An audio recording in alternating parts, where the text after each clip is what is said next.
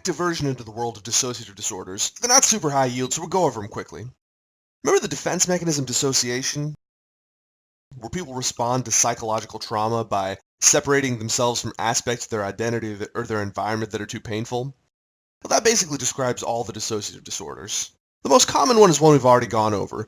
Dissociative amnesia is where a traumatic event causes the inability to remember important personal information. Now, the extreme form of this is called a dissociative fugue, where the patient totally forgets who he or she is, walks off somewhere, and can even assume a completely different identity. Pretty weird, but totally self-limiting. At some point they'll realize, oh yeah, people are probably wondering where I am, and go back home. The most notorious one is dissociative identity disorder, formerly known as multiple personality disorder. It's pretty rare and occurs when a psychological trauma causes the formation of split personalities. Some say it's to take the heat off the original personality that isn't well equipped to deal with the circumstances. This generally happens to women and is associated with some pretty heavy stuff like sexual abuse and PTSD. Finally, depersonalization disorder is when a patient feels a strong sense of detachment from their own actions and/or surroundings. They know who they are, they just feel like they're observing their interactions rather than directly participating in the world around them. Alright, mood disorders. Now, this is another huge topic for step 1. In fact, mood disorders are the only disorders where I think it'll actually be necessary to memorize the criteria, just because they're so heavily tested. Now, that being said, they will usually be pretty nice to you. It's not like they're going to give you 4 criteria for major depressive disorder and go, psych, you need 5! Guess you aren't getting that plastics residency. Noob. As far as mood disorders go, you can classify them in 2 different ways, downs versus ups, and episodic versus chronic. The down disorders are major depressive disorder and its chronic cousin dysthymia. And the up disorders are bipolar 1, bipolar 2, and cyclothymia. But now, what I'm referring to as the up disorders are generally characterized by ups and downs. The episodic disorders are characterized by distinct episodes of more extreme emotional states, and the chronic disorders involve prolonged periods of mild ups and/or downs. So let's start off with bipolar disorder, a disorder defined by its up episodes. Now, a common misconception is that manic people are always on cloud 9, which is totally false. In fact, manic episodes often don't feel good so much as frenetic and agitated. A manic episode at its core is defined by an abnormally elevated or irritable mood. To qualify as fully manic, you need to additionally fulfill 3 of the dig fast criteria. Like I said before, my goal is not to read you lists of criteria, but if you'd like, pause the video right now and see if you can remember these criteria on your own. Now, these criteria may seem more or less benign and even pretty hilarious, but a manic episode is a psychiatric emergency. You need to hospitalize these patients, even if you have to strap them down. The reason is, manic patients are already prone to doing pretty dangerous things, and a good half of these patients also have psychotic symptoms at the height of their mania, so you have to keep them in the hospital until you can treat them. Now, those of you who remember psych pharmacology, what's the drug of choice for bipolar patients? Lithium, right? Well, lithium's okay, but it's kind of tricky to get just the right therapeutic levels, and there's still the issue of the possible psychosis. So what's the best drug to head off an episode of acute mania? Well, as it turns out, the atypical antipsychotics do a great job. They not only head off whatever psychosis the patient's experiencing, but have a nice sedating effect that mellows them out a bit. Finally, let's play the differential diagnosis game. A guy's brought into the ED yelling that he's found the secret to human flight. He's sweaty, talks a mile a minute, and says he's been awake for the past week, writing letters to various governments of the world. Now, besides acute mania, what else needs to be on your differential diagnosis in a guy who presents like this? The answer is stimulant intoxication. Amphetamines and cocaine can both cause symptoms that mimic mania, complete with psychosis in severe cases. And how can you tell the difference? In addition to the history, which may place them at a party a few hours before, cocaine and amphetamine intoxication have some characteristic physical findings, such as dilated pupils and tachycardia. But really, the only way to truly tell is by ordering a urine toxicology. Hypomanic episodes are like manic episodes with 2 major differences. First, they don't significantly impair functioning and can actually increase functioning. Think about it. Endless energy, extra confidence, no need to sleep. That is literally how I would like to spend the rest of my life. Second, by definition, there is no psychosis involved. Psychosis during elevated mood wins you a diagnosis of full mania, regardless of what other dig fast criteria you may or may not fulfill. There's also a requisite duration difference, but that's almost never seen on step 1. So, is hypomania a medical emergency as well? Obviously not. It's basically what happens when you take mania and strip it of all the things that make it bad. In fact, most people with just hypomania don't even consider it a problem. The problem is with the lows. And with bipolar disorder, the lows can be extremely low. First of all, now that we've gone over both mania and hypomania, how do these relate to bipolar 1 and bipolar 2 disorders? Bipolar 1 is defined by an episode of mania and is usually, but not necessarily, associated with major depressive episodes. Bipolar 2, on the other hand, is defined by at least one episode of hypomania and one episode of major depression. So if bipolar 1 involves mania and bipolar 2 involves hypomania, then bipolar 2 must be the weenie version, right? That's actually incorrect, my friend. In fact, while bipolar 1 certainly has higher highs and is more unpredictable, it's a lot less fun to be a bipolar 2 patient. The depression is typically more severe and more frequent, and the patients cycle faster between the two. And while suicide risk is extremely high for both types of bipolar disorder, it's higher for bipolar 2 patients. So while an episode of acute mania will buy you a set of restraints and acute antipsychotics, both bipolar disorders are taken very seriously. The first-line drug for maintenance therapy in both is lithium, but as we'll talk about in the pharmacology section, lithium's kind of a rough drug. Second-line drugs include antiepileptics that double as mood stabilizers, including valproate and carbamazepine. And finally, the atypical antipsychotics are also used as adjuncts in maintenance therapy. In reality, both bipolar 1 and 2 usually have both highs and lows, and I want you to think about this. Why might that present with a real diagnostic problem? Now, if a patient presents to the ED bouncing off the walls and his Eutox is negative, he's probably got bipolar disorder and you can treat him accordingly. But a person who comes in with a first-time episode of major depression may either end up having major depressive disorder or bipolar disorder. Now this leads to a lot of misdiagnoses simply because depression is much more common. And this can be bad news bears, because if you give a bipolar patient antidepressants without mood stabilizers, you can actually catapult them straight into acute mania, which is way more dangerous than depression. Cyclothymia is the last stop we're going to make on the bipolar spectrum. Basically, rather than the distinct severe mood episodes that characterize the bipolar disorders, cyclothymia involves chronic cycling between mild hypomania and subclinical depressive symptoms. While the definition of subclinical depression is pretty vague, the timing is the most important thing here. The mood cycles need to last for at least 2 years, and the cycling has to be pretty much constant, with minimal return to baseline. Alright, now that we've finished with the bipolar spectrum, let's wrap this bad boy up with a flash quiz. The question is, of the mood disorders involving highs and lows, i.e. bipolar 1, 2, and cyclothymia, which disorder or disorders are known for presenting with major depressive episodes? Pause this one if you need a moment to think.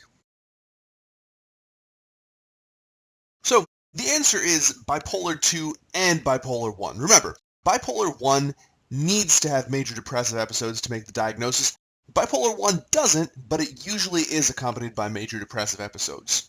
Okay, so now that we're finished with the bipolar disorders, let's move on to major depressive episodes and the characteristic disorder major depressive disorder.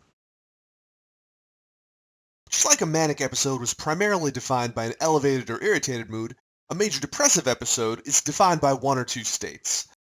Remember what those are? This is an important one. In order to be a major depressive episode, a patient has to have either a depressed mood or anhedonia, an inability to find pleasure in things that used to be pleasurable. This has to go on for at least 2 weeks, and in addition you need 5 of the characteristic symptoms of depression. Do you know the mnemonic? It's SIGE CAPS, plus depressed mood. Never forget that depressed mood counts as a part of the depression criteria, even though it's not a part of the mnemonic. Now go ahead and pause the video and see if you can remember what the mnemonic stands for. Go ahead, I'll be here as long as you need me to. This is by far the most important set of criteria to remember, because as we'll go over, you'll be called upon to identify certain instances when sadness is normal.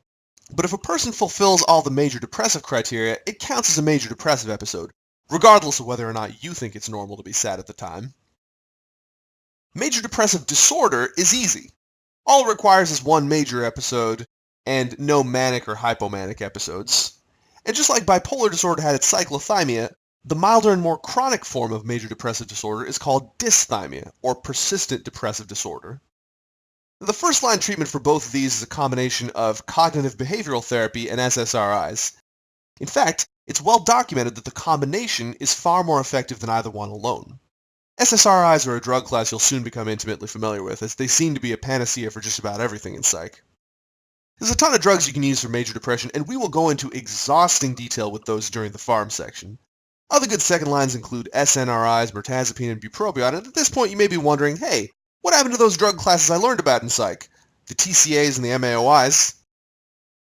Don't get me wrong, they're great drugs and very effective in select patients. Unfortunately, nobody pulls them out without trying everything else first, because their side effect profile is frankly a little bit ridiculous.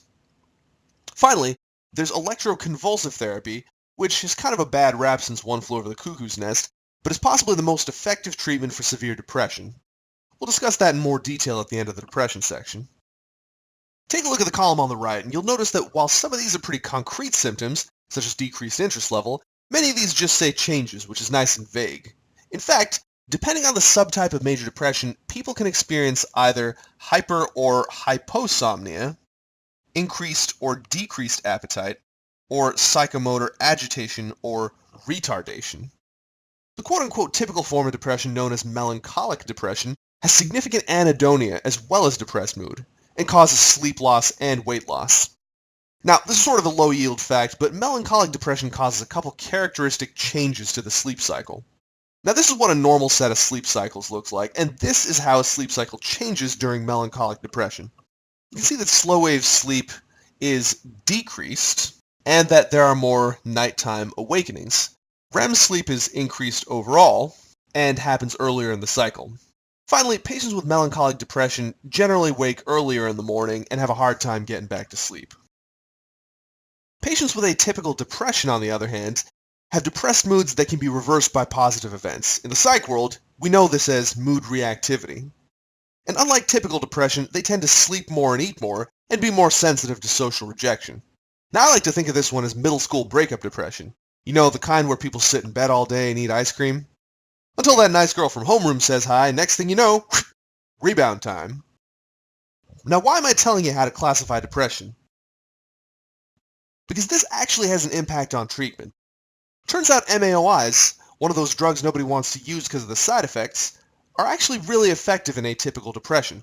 Possibly the most effective drugs. But remember, they're still considered a second-line drug because of all the side effects. Can you guess the first line? Once again, CBT and SSRIs. Get used to saying that, by the way, because SSRI is pretty much the answer to everything from here on out. Now let's talk a little bit about what isn't depression. It's pretty common for new mothers to get symptoms of depression immediately after they give birth. What with the insanely rapid alterations of hormone levels, it's seriously amazing that all new mothers don't go full-blown psychotic.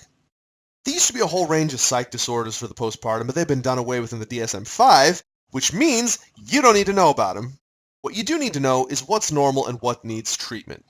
I'll make this easy on you. Normal mood disturbance resolves in 2 weeks, doesn't involve thoughts of killing yourself, doesn't involve thoughts of killing the baby, and doesn't involve psychosis.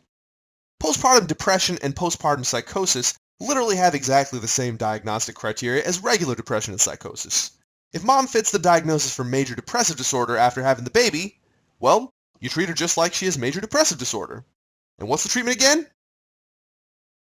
SSRIs and CBT, and don't you forget it.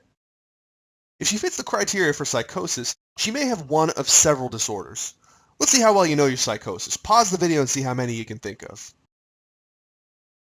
She could have a psychotic disorder like brief psychotic, schizophrenia or schizophreniform, or schizoaffective. Or she could have a mood disorder with concurrent psychosis.